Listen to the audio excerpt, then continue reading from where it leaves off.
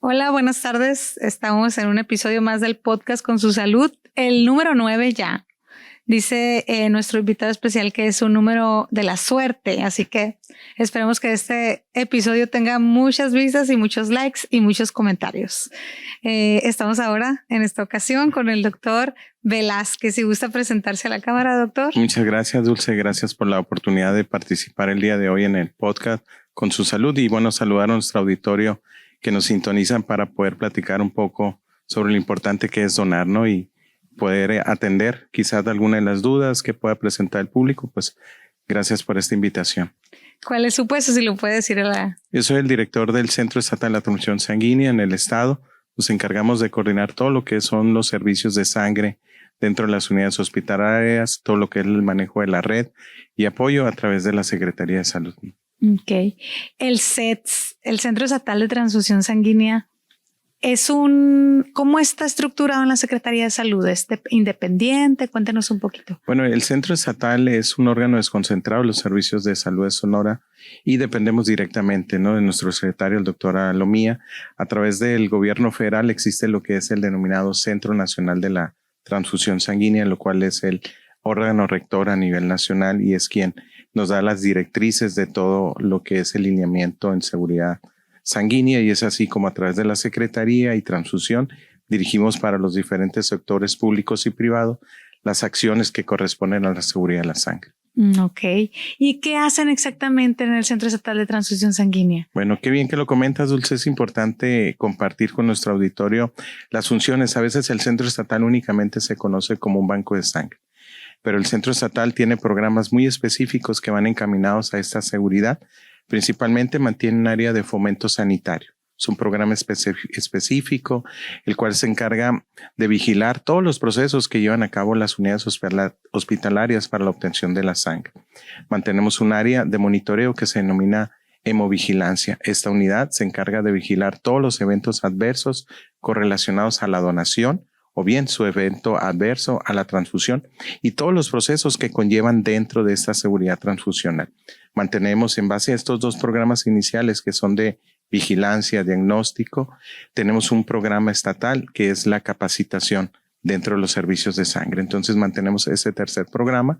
El cuarto programa que muchos conocen es el programa estatal de donación voluntaria de sangre, el cual promueve desde la federación y nuestro estado, encaminado a cambiar esa cultura de la donación de reposición o familiar que regularmente conocemos a una donación voluntaria de autosuficiencia para mejorar las disponibilidades dentro de las unidades hospitalarias. Y el quinto programa es lo que comúnmente conoce la gente, el Banco de Sangre del Centro Estatal. Este banco de sangre recibe y alberga a mucha población que no tiene apoyos a veces de componentes, y a través de las donaciones voluntarias mantenemos estas reservas y disponibilidades, y es ahí donde el gobierno del estado y la Secretaría de Salud están atentos a las necesidades y solicitudes, y es como se apoyan. Estos 5 programas vienen a fortalecer la seguridad para el Estado y conlleva a bajar esta información a los diferentes sectores públicos y privados, garantizando así la disponibilidad para todos los sonorenses. Entonces es a los diferentes sectores públicos y privados, nos comenta. ¿Se coordinan entonces ustedes con los hospitales? Los hospitales, pues así como lo dice usted, públicos y privados, con ISTESON, con IMSS Bienestar, los hospitales generales del estado. Y entonces cuando ellos tienen una operación, ¿ustedes intervienen o es un tema recurrente que ustedes les van proveyendo sangre a ellos, o cómo es? Exacto, Dulce. Mira, tenemos actualmente Sonora que es reconocido a nivel federal por ser líder en una unidad de hemovigilancia que se activó hace 2 años. A través de esa unidad mantenemos un monitoreo de los 88 establecimientos que mantenemos en los 6 distritos de salud. Como bien comentas, cuando alguna unidad hospitalaria tiene deficiencias de productos, nos contacta directamente para nosotros proveerlo. Directamente a través de este programa mantenemos la monitorización de cada unidad hospitalaria.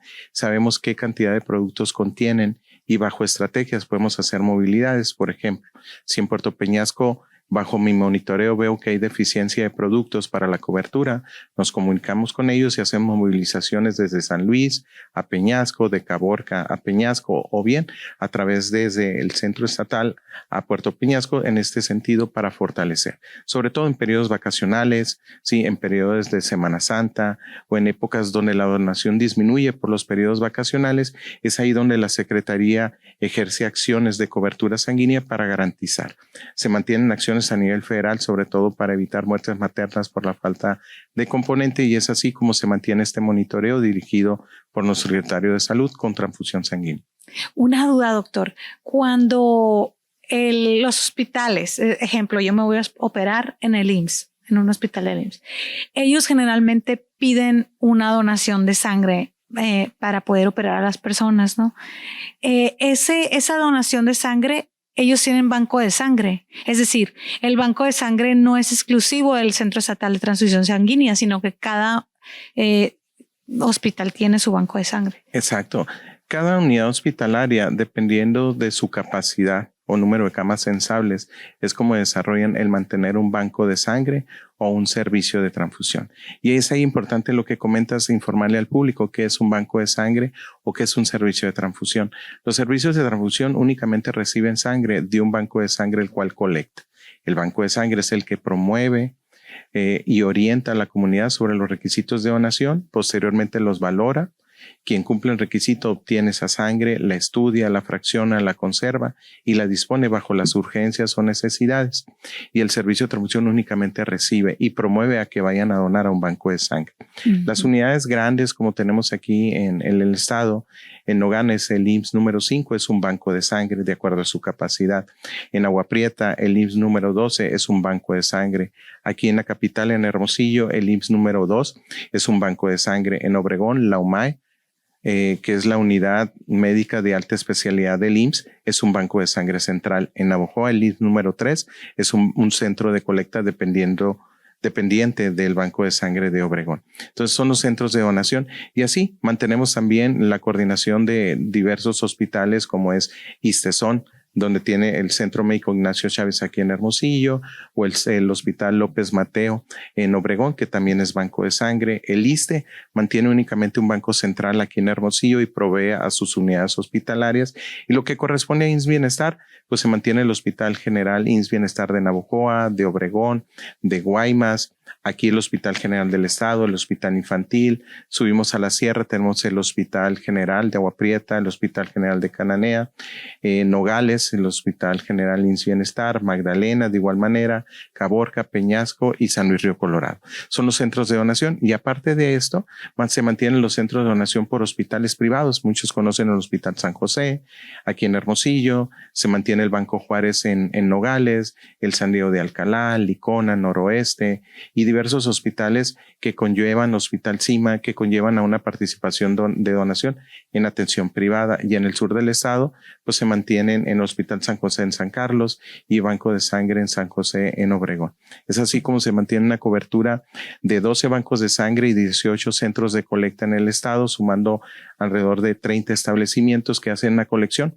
Anualmente es importante comentarle a la población, participan más de 75,000 personas como participantes de donación. De estos, únicamente 38,600 personas cumplieron el requisito para donación en el cierre del 2025, pero a nivel estatal se utilizaron más de 40,000 productos. Oiga, doctor, ¿hay un déficit? ¿Pudiera hacer la pregunta? Sí, pero muchos de los productos, y ahorita lo podemos comentar, se fraccionan y es por ello que hay mayor número de utilización en concentrados plaquetarios, plasmas, que únicamente la masa globular que conoce la gente, que es la sangre, que es el concentrado plaquetario. Pero esa es la cobertura que se mantiene en el estado. Justamente era lo que le iba a preguntar, ¿cómo se divide la sangre? Porque entiendo que, bueno, de repente vemos nosotros se solicitan plaquetas, donación de sangre para plaquetas, o no sé si se dividirá también por suero. Me imagino el suero no se inyecta, sino nada más las plaquetas. ¿Cómo funciona? Bueno, es importante la pregunta, Dulce, para informar a nuestra comunidad, sobre todo informar que los productos sanguíneos hace muchos años se utilizaban como sangre total.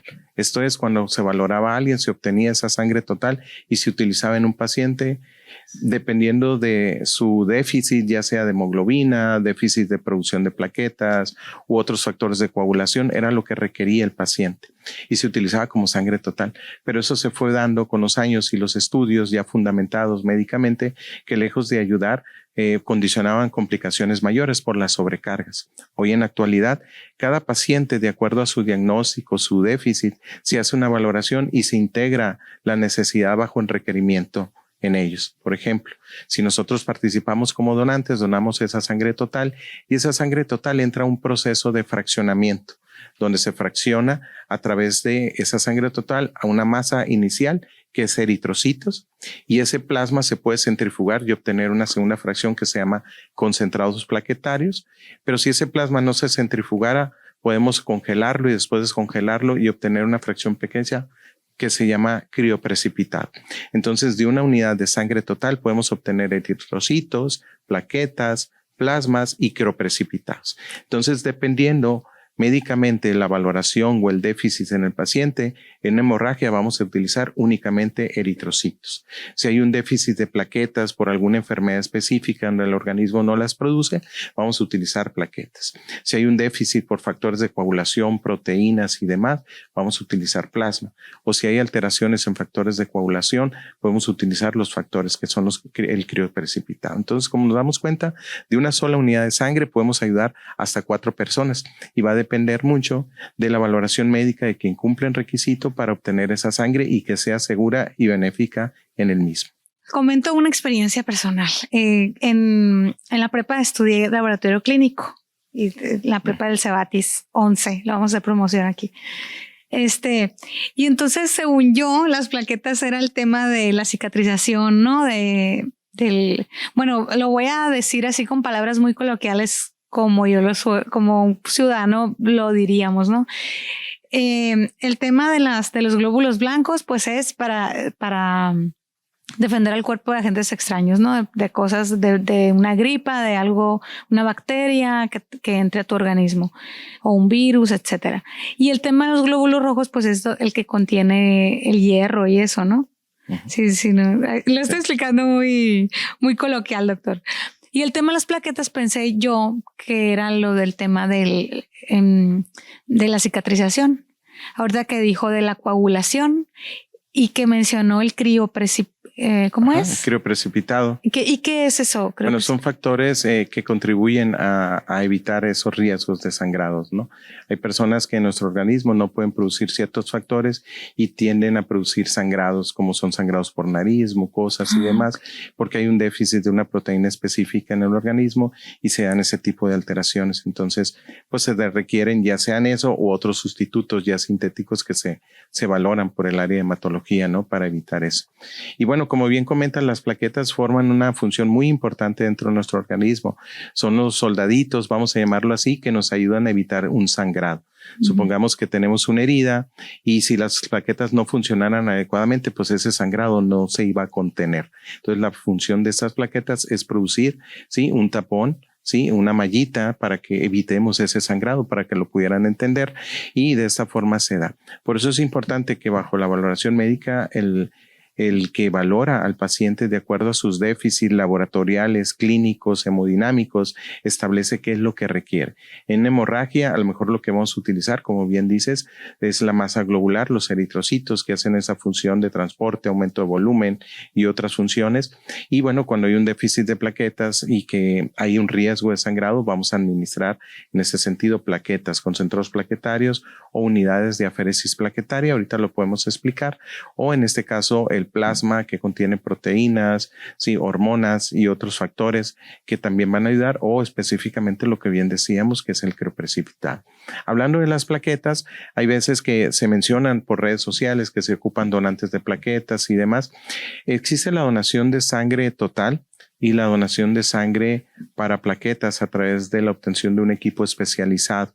Los donantes, la valoración es lo mismo, únicamente que bajo la valoración, el donante debe tener un número de plaquetas adecuado para evitar en él sufrir un cambio, ¿no? Lejos de beneficiar, no perjudicarlo a él también. Y aparte debe contener una vena adecuada porque se coloca un equipo nuevo, estéril, que va conectado a un equipo automatizado y ese equipo extrae la sangre total, la separa y reinfunde lo que ya no va a requerir, en este caso la masa globular, los eritrocitos, y lo otro se va quedando en la cápsula y ahí es donde obtenemos el concentrado de plaquetas denominado aféresis plaquetaria. Entonces son las modalidades. Entonces a veces escuchamos en redes sociales que un paciente requiere de una aféresis plaquetaria para donación, es a través de este procedimiento. Ok. ¿Y qué se necesita en general? A lo mejor podríamos nombrar algunas características para que la gente pues que tengamos una referencia de qué necesitamos para nosotros ser donantes. Bueno, el requisito principal es el gran interés, ¿no? De sensibilizarse y ver qué gran beneficio vamos a dar a quien le vamos a donar.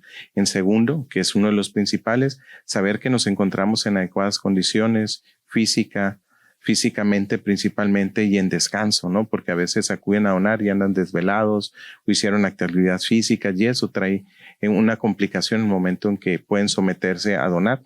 Y uno de los muy importantes, que el donante sea honesto al momento de la participación, porque a veces hay donantes que pueden ocultar factores de riesgo o pueden ocultar factores como es esto de que andan desvelados, que manejan equipos pesados, motocicletas, y eso es una contraindicación someterlos al proceso de donación.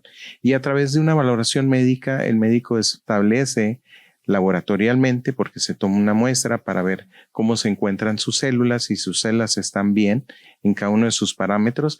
El médico médicamente aparte va a hacer un test sobre preguntas muy específicas y factores de riesgo que pueden contribuir a un riesgo mayor la obtención de su sangre para un paciente. Si todos estos requisitos se cumplen, el donante pasa a hacer su donación y lo que se dona es un mínimo. Se dona el 10% de nuestro volumen corporal. ¿A cuánto corresponde?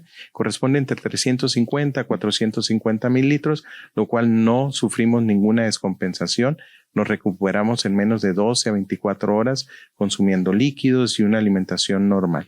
La recomendación que sí se les hace a los donantes es evitar ejercicio durante las 12 a 24 horas para evitar una descompensación en ellos posteriores a la donación y sobre todo que traten de evitar lo que es hacer esfuerzos con los brazos, ya que reciben una punción que es mínimo. Sí hay dolor, no hay que mentirles a ellos, pero es un dolor tolerable sobre la punción y sobre todo que entiendan que todo el material que se utiliza es nuevo, estéril, sin riesgo para ellos. Claro. Y después de eso se recuperan y pueden volver a participar. La mujer puede donar 3 veces en el año y el hombre puede donar hasta 4 veces en el año, cada 2 meses. ¿Por qué no más? Bueno, porque pueden sufrir descompensaciones y es importante también cuidar a los donantes. A veces que tenemos donantes recurrentes que donan plaquetas constantes, que tenemos una red de apoyo de donantes de plaquetas, pues a veces pueden tener lesiones o endurecimientos de las venas y aquí es importante también cuidar a esos donantes para que haya una participación y sobre todo que nos apoyen cuando hay urgencias médicas. ¿Por qué las mujeres donan menos que los hombres? Principalmente por su composición física y sobre todo estructural en hormonas y demás, pues debemos de evitar una descompensación. Ok.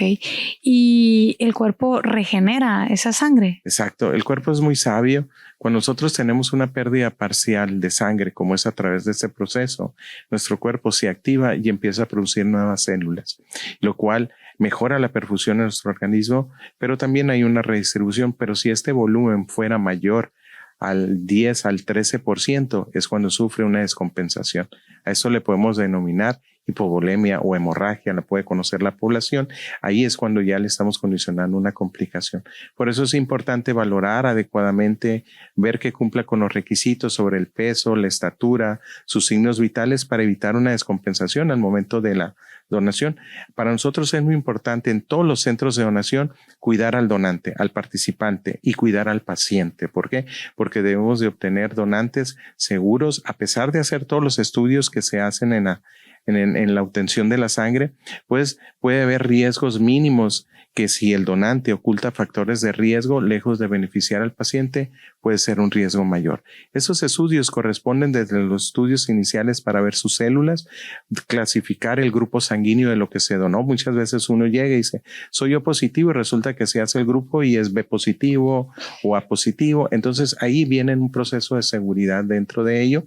Después de eso, se hacen otros estudios muy específico sobre la seguridad, que es determinación de HIV-1 y 2, hepatitis B, hepatitis C, sífilis, Chagas, core y brucela. Con esto es lo que nos establece en la normatividad a nivel federal la seguridad para disponer de productos, y pueden hacerse otros tipos de estudios más específicos denominados fenotipicación, donde se identifican estos fenotipos para que puedan ser utilizados los productos más rápidamente cuando hay un fenotipo raro, le llamamos nosotros, en algún paciente o específico, y ya los tenemos clasificados para atender más rápidas las urgencias. Después de esto, los productos se fraccionan y se conservan. Es importante mencionar, la sangre tiene una vigencia bajo la conservación, y es importante resaltar que cuando se obtiene esa sangre ya fraccionada, podemos obtener eritrocitos que nos van a durar hasta 42 días, en una temperatura de 2 a 6 grados centígrados. Las plaquetas tienen una vigencia de 5 días nada más, en agitación continua, en una temperatura de 20 a 24 grados centígrados. Lo que es el plasma y lo que es el precipitado nos pueden durar de 24 hasta 36 meses, dependiendo del tipo de conservación de los ultracongeladores o congeladores que tengamos. Entonces, la sangre tiene una vigencia, y es ahí la importancia de poder promover continuamente lo que ha hecho el gobierno del estado, la Secretaría de Salud y todas las instituciones públicas y privadas coordinadas por transfusión sanguínea para mantener reservas y seguir promoviendo la importancia de donar. Al mantener reservas, no haber deficiencias, y si hay algún accidente, podemos atender o contener o apoyar incluso a otros estados que se han dado, o otros estados nos han apoyado a nosotros cuando hay necesidades. Es por ello que mantenemos esta campaña permanente de donación voluntaria de sangre, y la sangre jamás va a estar de más. Siempre va a ser utilizada en alguien que lo requiere. Es muy importante, yo creo, doctor, saber, ahorita que lo está comentando, que el banco de sangre, o bueno, la sangre almacenada, y corríjame si estoy mal, pues muchas veces la que ya está ahí es utilizada para las urgencias, para todos estos accidentes, a lo mejor que requieren una operación inmediata, o una cirugía, y es por ello que cuando se van a operar, o sea, cuando hay una cirugía planeada con anticipación, podamos obtener una donación voluntaria a través del paciente que se va a hacer la cirugía, ¿no? Que él pueda conseguir algún donante, etcétera. Pero entonces es importante que la gente sepa que es por eso que también el sector salud y el CETS también están en constante campaña de que donen, porque tanto se utiliza para las cirugías planificadas y agendadas, como se utiliza para las urgencias, para esas personas que tienen accidentes. Dios guarde, nos puede pasar a cualquiera. Entonces es importante que tengamos esa conciencia y ese sentido de la comunidad, de la colaboración, de la sociedad, para que sigamos donando, ¿no? Hay mucha gente que le tiene miedo, ¿no? Sí, así es, Dulce. Fíjate, como bien lo describiste, ese es el proceso que se hace en las unidades. Esta es una participación constante, es un mensaje permanente. En todas las unidades hospitalarias se establecen estrategias para mantener esas reservas, porque no sabemos cuándo va a haber un accidente, cuándo una cirugía se va a complicar, y que quizás se le requirió únicamente un producto, pero resultó que requirió 4 más. Entonces, ¿de dónde sacamos los otros? Bajo estas reservas, bajo la participación ciudadana de donantes voluntarios que están convencidos que a través de su donación van a ayudar en alguna urgencia o emergencia. Cirugías complejas como son las cirugías de corazón se pueden llegar a requerir varias unidades, entre 6, 8, 12 unidades, más donantes de plaquetas. Y en ese sentido, por eso es la invitación al público a que se sumen como donantes voluntarios, vean grandes beneficios a través de la donación. El principal beneficio es saber en qué condiciones nos encontramos a través de una valoración médica. Muchos de los donantes que valoramos a veces no saben que están enfermos, y a través de esta valoración les determinamos y los canalizamos a una atención, porque es una de nuestras funciones, determinar y detectar si alguien está enfermo, hipertensos, personas que traen algún proceso infeccioso u otra alteración, los canalizamos para atención. Y lo otro, es que si cumplen el requisito para donar, obtienen su carnet de donante voluntario, el cual les protege el día de mañana que lleguen a requerir sangre para ellos o su familiar. La invitación es que se mantengan activos como mínimo 2 veces al año. Sin embargo, sabemos que hay donantes que dejan de participar y si tienen urgencia se acercan, los apoyamos y los volvemos a invitar, porque esa es la parte de la función del gobierno, apoyar a quien requiera. Y en ese sentido les promovemos nuevamente para su participación. Y así es como esta ola de participantes en nuestro estado ha ido creciendo de manera que mantenemos actualmente una suficiencia. Y es importante destacar en nuestro estado, sí, esta campaña es permanente, sobre todo para el beneficio de la comunidad. Uh-huh. Ahora le voy a hacer, en mi caso, por ejemplo, preguntas, ¿no? Yo estoy tatuada, ¿puedo donar sangre? Sí, es otro de los mitos a veces que se manejan cuando acuden a los centros o se acercan a los módulos de donación. La normatividad nos establece que cuando existe un tatuaje debemos mantenerlo como mínimo 12 meses. Posterior a ello ya podemos participar y esto es principalmente por todas las seguridades que se establecen en que se pueda detectar algún virus no determinado antes de ese periodo y es importante hacerlo. Sin embargo, vienen cambios importantes a nivel federal y para el estado, donde ya se van a hacer otro tipo de estudios más específicos, donde ya el periodo de ventana se va a reducir hasta 6 meses. Ya próximamente nuestro secretario estará anunciando algunos avances en ese sentido a través de transfusión sanguínea, lo cual nos va a ayudar a todo el estado en agilizar estos mitos y tabú en torno a ello. Lo mismo son los piercing u otro tipo de perforaciones que pueden tener. También hay otros de los mitos que sí me puedo contagiar al momento de participar en la donación. El material que se utiliza es nuevo, estéril, no hay riesgo. El personal profesional que se aplica dentro de estos procedimientos está debidamente capacitado y manejan todas las medidas de seguridad tanto en el donante como en ellos mismos para todo el proceso. Otro de los mitos a veces, Dulce, es que aumentan de peso o disminuyen. Otro de los mitos, nada de eso pasa. Mitos también de que no me voy a recuperar si dono. Es otro de los mitos, ya lo vimos anteriormente. Si yo dono, me recupero en menos de 12 a 24 horas, nuestro cuerpo regenera las células y nuestros órganos funcionan de mejor forma. Entonces, es importante clarificar esto a la comunidad, hacer una invitación a que se sumen a su centro más cercano. Tenemos ahorita, como lo vimos, en los 6 distritos de salud donde pueden participar y acercarse a donar. Y este beneficio del carnet del donante voluntario es para todo el estado. Incluso apoyos ha brindado el gobierno a través de la Secretaría de Salud a personas que se encuentran en la Ciudad de México, en Guadalajara, donde requieren donaciones y que a veces sabemos y entendemos que es difícil trasladar allá a sus familiares a donar, pues a través de esto y estas acciones que da la comunidad se brindan estos apoyos. Ok, muy bien. Vamos a poner en pantalla aquí los lugares donde pueden ir a donar. Y como última pregunta, doctor, también tienen ustedes unas acciones muy reconocidas de promoción y difusión de las campañas de donación. Cuéntenos un poquito de esta parte donde fueron a Ensenada a un evento y fueron reconocidos, porque entiendo que hacen mucho ustedes estas campañas de dona sangre. Aquí tenemos una sí, imagen que pueden ver y que la vemos en muchos lugares, ¿no? Sí. Cuéntenos un poco. Sí, mira, Dulce, gracias. Hace ya unos días estuvimos en Baja California, precisamente en Ensenada. Nos llevaron las jornadas de medicina transfusional de la región Pacífico. Y en este caso, a Sonora se le ha destacado ya durante algunos años, sobre todo esta actividad permanente de difusión, el manejo de redes para sensibilizar a la comunidad sobre la importancia de donar. En este sentido, mira, tan solo en el cierre del 2025, Sonora participó con más de 1.200.000 reproducciones a través de la sensibilización de medios digitales y es ahí donde les damos el agradecimiento a ustedes por estar siempre constantes promoviendo.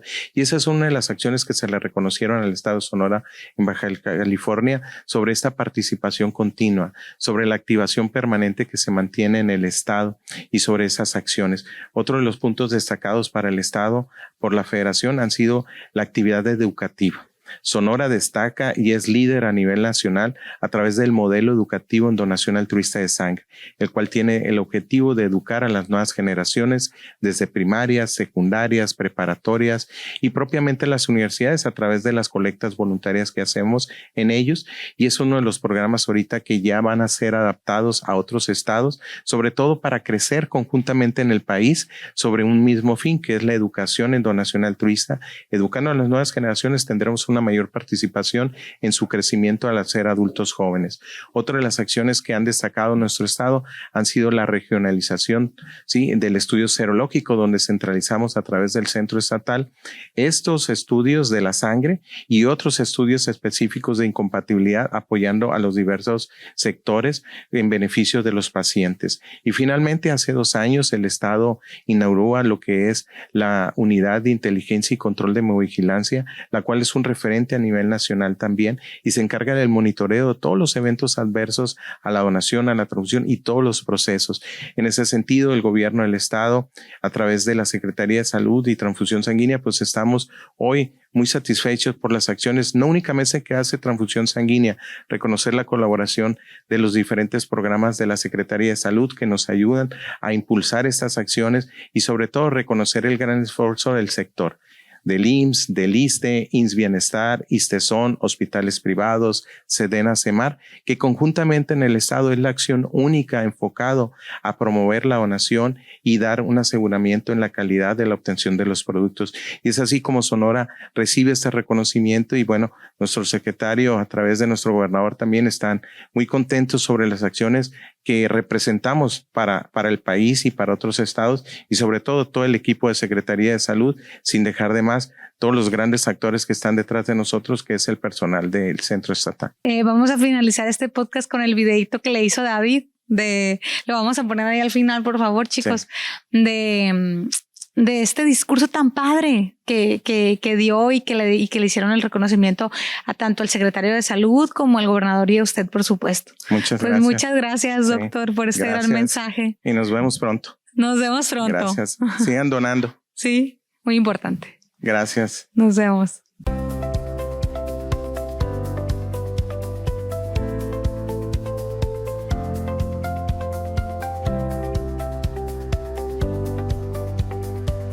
Que has marcado la pauta en Sonora en acciones de este tipo, así que muchísimas felicidades. Seguramente el doctor José Luis Salomía, mi colega en la Secretaría de Salud en Sonora, debe estar orgulloso de tu trabajo y todo lo que has hecho en favor de los sonorenses. Hacemos este reconocimiento a tu destacada trayectoria profesional en el ámbito de la medicina transfusional.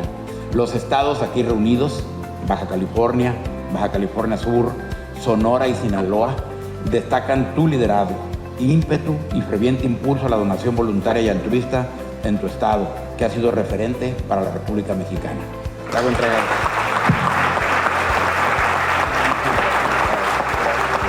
Y bueno, no nos esperamos este reconocimiento. También agradecer la confianza que ha tenido para nosotros nuestro gobernador y nuestro secretario de Salud en poder dirigir durante todo este tiempo transfusión sanguínea y que gracias al apoyo de las diversas instituciones de salud y al cuerpo de la Secretaría de Salud se han aplicado programas en favor de la población y que el día de hoy también podemos compartir con Baja California parte de estos mensajes. Sonora, tierra de oportunidades.